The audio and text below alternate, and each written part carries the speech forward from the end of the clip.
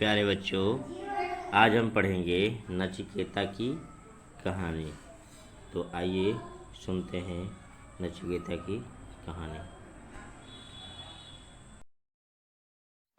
यह कहानी हजारों वर्ष पूर्व की है। महर्षि बाजश्रवा का अधिकांश समय जब तप में बीता करता था। उनके पुत्र का नाम था नचिकेता। नचिकेता बचपन से ही धार्मिक प्रवृत्ति का था, इसलिए पिता के हर कार्य में साथ साथ रहता था। एक बार महर्षि बाजश्रवा ने नचिकेता के समक्ष सर्वमेघ यज्ञ करने की इच्छा व्यक्त की। उन्होंने कहा, पुत्र, इस यज्ञ के पश्चात मैं अपना सर्वस्व दान में दे दूंगा, तभी इस यज्ञ का सुफल प्राप्त होगा। यह तो बड़ी अच्छी बात है पिताजी। मैं भी इस यज्ञ में भाग लेना चाहता हूँ। निश्चित तिथि को यज्ञ प्रारंभ हुआ। इस यज्ञ के लिए दूर दूर से ऋषि मुनि पधारे थे।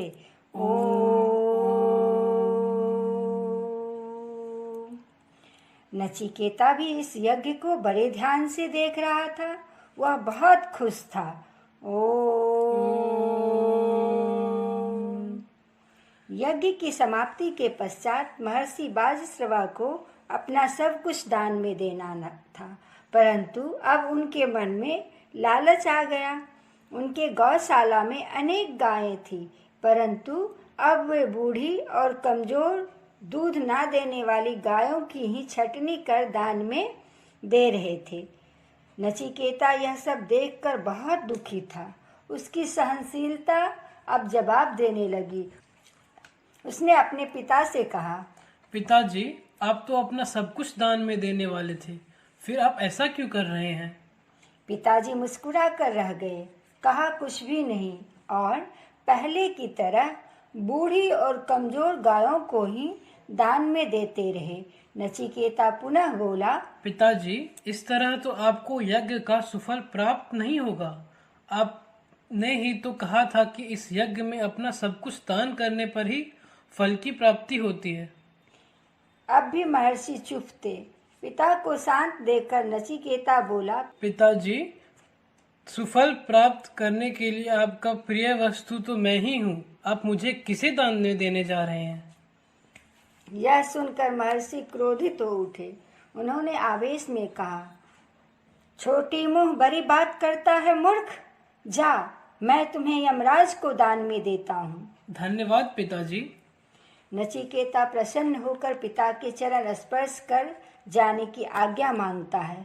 नचिकेता के चरण स्पर्श करते ही महर्षि बाजश्रवा को अपनी भूल का एहसास हुआ, पर अब देर हो चुकी थी। वे जानते थे कि नचिकेता यमराज के पास जाए बिना मानेगा नहीं। उन्होंने पूछा, वत्स, यमराज से परिचित हो? जी पिताजी, वे मृत्यु के देवता हैं। फिर भी तुम जाना चाहते हो पुत्र? मृत्यु के मुख में पहुंचकर कोई वापस नहीं लौटा वत्स।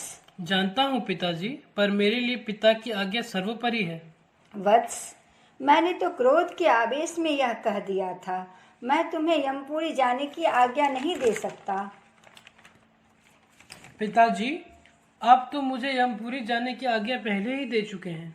आपके सर्वमेघ यज्ञ की सफलता भी मेरे यमलोक की यात्रा में है। उसे पूरा करना मेरा धर्म है। धर्म पर चलने का आदेश आप अवश्य देंगे। नचिकेता की ज्ञान भरी बातों के आगे महर्षि कुछ भी नहीं कह सके। उन्होंने अश्रुपूर्ण नेत्रों से अपने इकलौते पुत्र नचिकेता को विदाई दी। कई दिन कई रात चलने के पश्चात नचिकेता यमपुरी पहुंचा तो उसे मुख्य द्वार पर ही रोक लिया गया। उस समय यमराज कहीं बाहर गए हुए थे। 3 दिन और 3 रात वहीं भूखा प्यासा पड़ा रहा। अंत में यमराज लौटकर आए।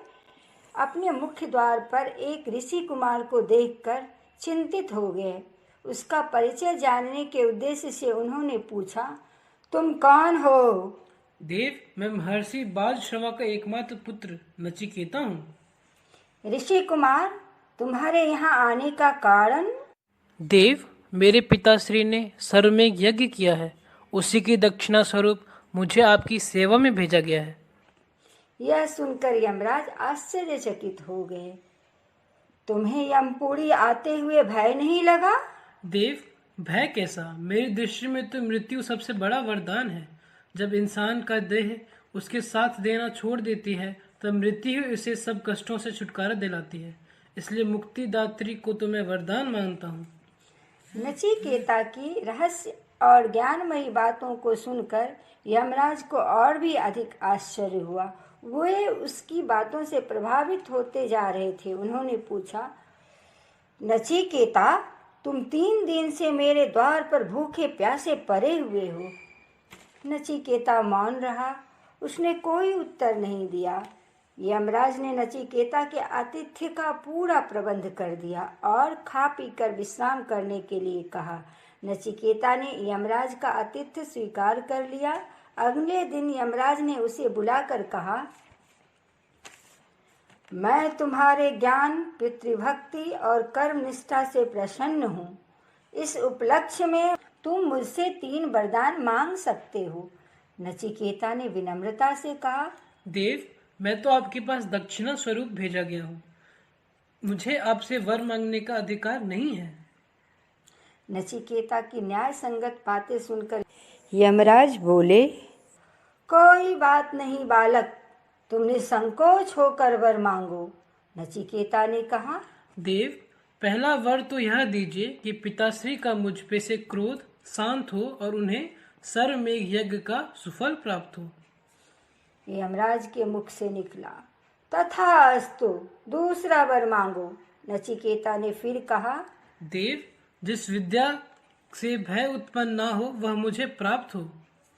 यमराज ने कहा, तथास्तु, और तीसरा वर? देव, आप सर्वज्ञाता हैं, मुझे आत्मा का रहस्य समझाइए। नचिकेता की बातें सुनकर यमराज सोच में पड़ गए। बोले, नचिकेता, तुम अभी बहुत छोटे हो। आत्मा का रहस्य तो ज्ञानी ध्यानी मुनियों के बस की भी बात नहीं है। कोई दूसरा वर मांग लो। नचिकेता ने फिर कहा, देव, मुझ पर तो आत्मा का रहस्य प्रकट करने की कृपा कीजिए। विवश होकर यमराज को नचिकेता को आत्मा का रहस्य बताना पड़ा। इसके पश्चात यमराज ने नचिकेता को पृथ्वी पर वापस भेज दिया। ऋषि वाजश्रवा अपने पुत्र को वापस पाकर बहुत प्रसन्न हुए। आगे चलकर नचिकेता आत्मज्ञानी के रूप में प्रसिद्ध हुआ। तो बच्चों, बताइए कि नचिकेता की कहानी आपको कैसी लगी। आप नीचे कमेंट में लिख सकते हैं और इसके अभ्यास प्रश्न के लिए भी आप कमेंट कर सकते हैं।